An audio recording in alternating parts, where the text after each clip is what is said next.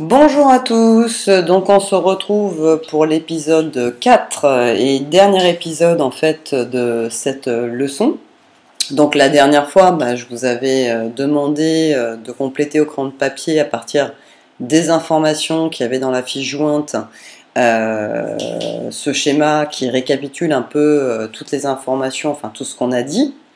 Donc on va le corriger aujourd'hui ensemble puisqu'il constituera notre trace écrite. Donc au départ, qui part donc effectivement là, l'information qui pouvait bien correspondre à cette case, c'est une majorité de migrants diplômés qui fuient la guerre et la misère. Ensuite, donc comme Mahmoud, je vous l'avais dit, passe par l'Égypte, par exemple, qui est un pays de transit. Le voyage en lui-même, on pouvait remettre traversée difficile et dangereuse, accident, mort, mauvais traitement, coûts financiers, qui résume ce qu'on avait vu. On passe par deux routes, soit par la Méditerranée, comme on l'a vu avec Mahmoud, Nojoud et Mohamed, ou comme Hassan et son frère par la route des Balkans. On passe par l'Espagne, l'Italie ou Malte, et on arrive en Allemagne, au Royaume-Uni ou en Suède. Donc dans les conséquences positives, j'ai commencé par les conséquences négatives. Donc déjà, il faut rappeler la difficulté d'intégration de ces migrants qui se retrouvent effectivement rejetés souvent par les pays d'accueil. On avait parlé de la montée de cette détention sociale liée à la crise économique qu'il peut y avoir en Europe par exemple. On pouvait aussi mettre que dans les conséquences négatives, cette main-d'œuvre elle est exploitée, utilisée donc et payée peu cher. Ensuite, dans les conséquences négatives, on peut aussi mettre la précarité sociale et économique, car ces migrants vivent souvent dans des conditions très difficiles dans leur pays d'accueil. Beaucoup d'entre eux vivent dans des bidonvilles, il y en a aussi bien en France que dans d'autres pays européens, même à Paris. Voilà. Ils n'ont pas toujours les moyens, ils se cachent, ils n'ont pas toujours déjà des papiers de réfugiés politiques. Donc le temps effectivement qu'ils obtiennent ces papiers, ils vivent complètement dans la clandestinité, ils se cachent. Donc ils vivent où ils peuvent, comme ils peuvent, voilà. D'autres obtiennent par exemple une situation un petit peu meilleure, ils ne dorment pas forcément dans la rue, mais ils dorment dans des petits appartements surchargés qui sont loués tout à fait illégalement par ce qu'on appelle je cherche le terme, des marchands de sommeil, voilà, j'y reviens. Donc les marchands de sommeil, ce sont des gens en fait qui profitent des migrants et qui louent des appartements dans des conditions sanitaires détestables, où souvent il n'y a pas de toilettes, il n'y a pas forcément d'eau, où les murs sont couverts de pourriture, où il fait froid, il n'y a pas de chauffage, etc. Ils les font payer très cher ces appartements, par exemple 800 € pour un 25 mètres carrés à Paris, et dans laquelle vous allez avoir une ou deux familles de migrants qui va s'installer dans cet appartement extrêmement précaire et qui va accepter toutes ces conditions parce qu'au moins ils ont un toit sur la tête. Donc ces marchands de sommeil profitent de la situation, on sait, c'est courant, c'est pas légal, mais c'est très très courant dans de nombreux pays européens. Voilà, donc ils vivent dans des conditions très difficiles. Certains sont accueillis aussi dans des centres d'accueil pour réfugiés, où les conditions ne sont pas plus simples non plus parce que, vous l'avez vu, les centres de détention ou centres d'accueil, il y a souvent des vols, des règlements de compte, donc parfois il y a beaucoup de migrants en fait qui racontent qu'ils ont quitté ces centres d'accueil qu'on leur avait proposés, et ils préfèrent encore être dans la rue parce que pour eux c'est moins risqué que des fois de dormir la nuit dans un centre d'accueil. Voilà pourquoi justement j'avais rajouté cette information précarité sociale et économique, parce qu'ils ont très peu d'argent. Alors ensuite, il y a quand même des conséquences positives, on l'avait dit, pour ces pays d'accueil, puisque l'arrivée des migrants et de cette main-d'œuvre bon marché va faire augmenter le PIB, le produit intérieur brut, c'est-à-dire la richesse économique du pays d'accueil, et rajeunir la population. C'est pour ça que j'ai parlé de dynamisme démographique, on a vu avec l'Allemagne. Deuxième conséquence positive, c'est que ça apporte une diversité culturelle. On pourrait prendre l'exemple de Villeneuve, par exemple. Le fait est que, alors ça on le verra en troisième, c'est lié à l'histoire de la région. On a accueilli, après la Seconde Guerre mondiale, par exemple, et la décolonisation, on a accueilli des Algériens suite à la guerre d'Algérie qui sont battus en fait pendant cette guerre aux côtés des soldats français. Et puis quand l'Algérie est devenue indépendante, ceux qu'on appelle les harkis aujourd'hui ont essayé de gagner comme ils pouvaient la France. et ils se sont installés en France pour vivre. Et donc, effectivement, voilà. On a aussi à Villeneuve des Vietnamiens qui, après la guerre d'Indochine, de la même manière, ils s'étaient battus aux côtés des soldats français. Et donc, ils sont venus s'installer en France. Et on a, du côté de Sainte-Livrade, vous connaissez peut-être, hein, un quartier, justement, on peut trouver des magasins vietnamiens, une petite communauté qui s'était installée. Donc finalement, en fait, ce qui est intéressant, c'est qu'à Villeneuve, quand vous allez faire vos courses, il y a une diversité d'alimentation qui est liée aussi à l'histoire de notre département. Et donc, on peut trouver, ce qui est quand même sympa aussi, plein de produits qui viennent du Maghreb. On a des produits asiatiques qu'on ne trouverait pas forcément ailleurs. Donc, finalement, la diversité de la population, c'est toujours une richesse. Parce que c'est un peu comme de dire que dans deux cerveaux, il y a toujours plus d'idées que dans un seul. Donc à partir du moment où on a une diversité de population, on a aussi une diversité de connaissances, une diversité de richesses sous toutes ses formes. Donc c'est aussi un point positif que je voulais rappeler, contrairement à ce qu'on laisse parfois penser. Alors ensuite, effectivement, pardon, je suis allée en arrière, ces migrants envoient, quand ils le peuvent, hein, c'est pas toujours le cas, de l'argent vers les familles qui sont restées au pays, et ça peut avoir des conséquences positives ou négatives. Alors la première, c'est que par exemple, vous le savez, hein, ce sont les garçons dans ces pays qui sont souvent scolarisés en premier. On n'a pas beaucoup d'argent, donc on scolarise en priorité les garçons. Hein. Et donc ça permet aussi parfois, cet argent envoyé, de scolariser aussi les filles de la famille, ce qui contribue donc à réduire, on va dire, réduire le nombre d'enfants qui ne sont pas scolarisés. L'autre conséquence positive, c'est que certains vivaient dans des habitats très très précaires, voire des bidonvilles, et l'envoi de cet argent va permettre à la famille peut-être de consolider un petit peu sa maison, ou de construire une maison, ou d'acheter une maison pour la famille, donc de vivre malgré des conditions difficiles, on va dire dans un habitat qui est un petit peu meilleur. Voilà. Les conséquences négatives, par contre, c'est ce qu'on avait expliqué avec le fameux brain drain, c'est-à-dire cette fuite des cerveaux, des gens qui sont diplômés, et donc ça ralentit le développement économique des pays en voie de développement et des pays les moins avancés, parce que les gens qui sont en capacité de créer des entreprises, des activités économiques, qui ont fait des études, quittent leur pays, effectivement, en voie de développement, et vont travailler dans les pays riches. Donc, du coup, ça va ralentir le développement de ces pays, puisque les forces vives qui pourraient développer économiquement ce pays partent. Voilà, donc ça a une conséquence négative. Donc au travers de ce schéma, on a finalement donc un résumé de différentes idées qu'on a abordées avec l'histoire de Mahmoud, de Nojoud, de Mohamed et d'Hassan, et on va s'en servir pour le cours. Alors, je vous conseille de faire pause pour corriger si jamais vous avez fait des erreurs. Et ensuite, on continue, on va passer page de droite dans le cahier. On avait écrit le titre et la question, on saute une ligne, et on écrit donc le grand 1. Notre grand 1, c'est notre étude de cas, de la Palestine et de la Syrie vers l'Europe. Et on va mettre voir plus fiche vidéo. Alors logiquement, votre fiche vidéo, on n'écrit pas coller première page de gauche dans le cahier, ça c'est une indication pour vous. Mais vous devriez l'avoir collé à gauche au début de votre leçon. Voilà. Dans notre leçon proprement dit, notre grand 1, c'est quoi? Je vous l'avais dit hier, en fait c'est notre schéma. Donc vous allez le coller en fait dans votre grand 1, et évidemment vous allez devoir replier la partie droite dans le cahier pour pouvoir la coller en entier. On ne la colle pas de travers, vous la collez droite, et vous pliez sur le côté droit de votre cahier pour qu'on l'ait. D'accord? Donc je répète, notre grand 1 c'est uniquement le schéma, et la fiche vidéo sur laquelle on a travaillé, qu'on a faite. Alors, pour la suite de la leçon, en fait, on va pouvoir écrire directement les réponses, puisqu'on a abordé effectivement les causes et les conséquences d'immigration dans le monde à travers le schéma et la fiche vidéo. Donc je n'ai plus qu'à récapituler des choses que l'on a déjà dites.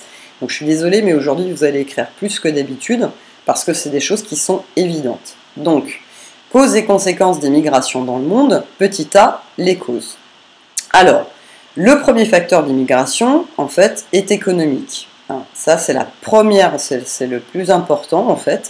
Les migrants fuient la misère et sont à la recherche de meilleures conditions de vie. Cette migration économique, vous l'avez vu, on l'a vu avec l'histoire de Mamoun, elle est aussi liée quand même, elle peut être liée à la deuxième cause, c'est-à-dire qu'on fuit le pays à cause des guerres, Et donc, pourquoi? Parce que les guerres aussi appauvrissent économiquement les pays. Donc on n'a plus les moyens de travailler. Donc ces deux premières causes, elles peuvent être liées. Donc deuxième cause, les conflits et les guerres, hein, je vous le disais, par exemple au Moyen-Orient, on va citer des pays, hein, Afghanistan, en Palestine, en Syrie et en Afrique, en Libye, en Somalie et en Érythrée par exemple, sont une source de migration aussi. Les migrants cherchent à obtenir ce qu'on appelle le droit d'asile, on en a parlé avec la Convention de Genève, et d'ailleurs je vous la cite. Toute personne a le droit de chercher et de bénéficier d'un refuge dans un autre pays, d'après la Convention de Genève en 1951, donc ils vont être considérés comme réfugiés politiques. Donc je redis, ces deux en fait raisons sont souvent liées. La troisième raison, on l'avait abordée au début de la leçon, donc je n'ai pas fait partie dans cette leçon dessus parce que c'est pas forcément nécessaire, puis on ne peut pas tout faire. Donc on notera enfin l'accroissement des phénomènes liés au changement climatique, exemple une catastrophe naturelle, entraîne aussi ce qu'on appelle des migrations environnementales. Donc du coup il y a trois causes principales. On a soit des migrations pour des causes économiques, soit pour effectivement des raisons politiques, puisque c'est en raison d'une guerre, soit effectivement on a des migrations pour des causes environnementales, hein, catastrophes naturelles. Alors les conséquences, vous les connaissez aussi, parce qu'en fait on va récapituler des choses qu'on a déjà dites précédemment. Donc je vous conseille de faire pause pour écrire le 2A, et ensuite on enchaîne sur le 2B.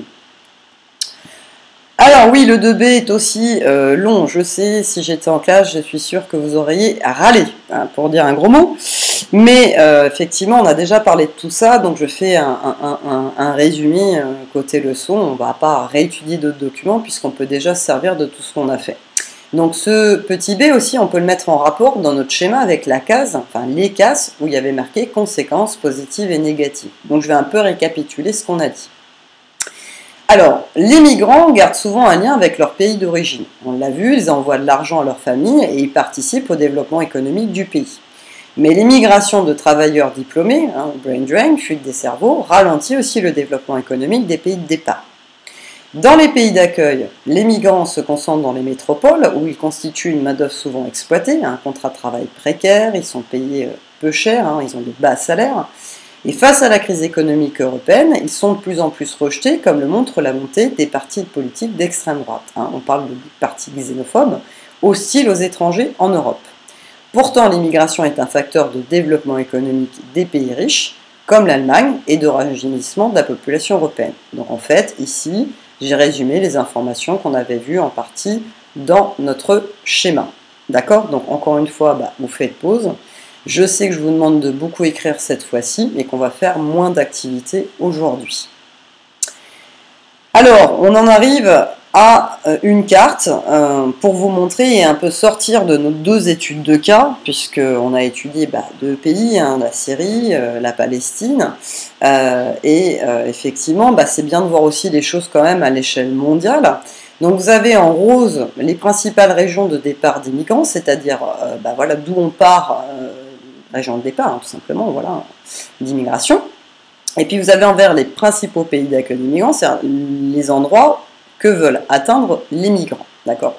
Donc si on regarde bien, par exemple ici, on a des migrations qui vont des pays de l'Amérique centrale ou du Sud vers, par exemple, les pays du Nord, à savoir le Canada et les États-Unis principalement. Ici, on retrouve aussi pareil des migrations qui vont des Suds, donc de l'Afrique, du Maghreb, vers l'Europe de l'Ouest, donc vers le Nord.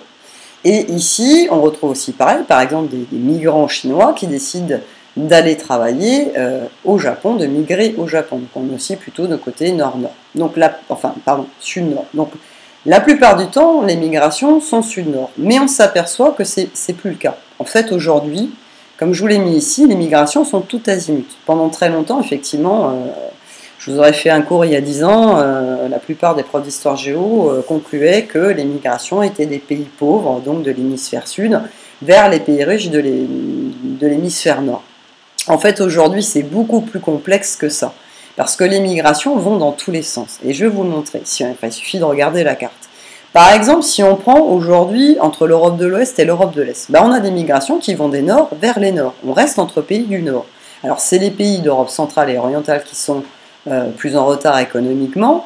qui vont en fait migrer vers les pays plus riches de l'Europe de l'Ouest. D'accord? On a aussi des migrations qui peuvent être sud-sud.